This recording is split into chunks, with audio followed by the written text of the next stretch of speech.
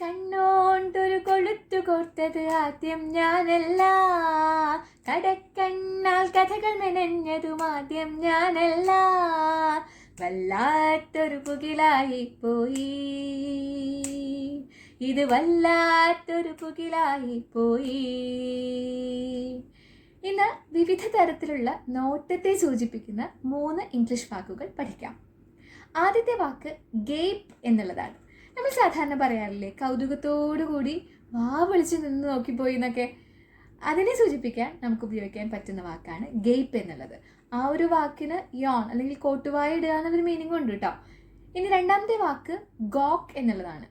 നമ്മൾ ചിലപ്പോൾ പറയാറില്ലേ കണ്ണ് തള്ളിപ്പോയി എന്നൊക്കെ. അത്തരത്തിലുള്ളൊരു നോട്ടത്തെ സൂചിപ്പിക്കാൻ ഗോക്ക് എന്നുള്ള വാക്ക് ഉപയോഗിക്കാം. ആ ഒരു വാക്കിന് മൂഢൻ എന്നൊരു മീനിങ് ഉണ്ട് കേട്ടോ.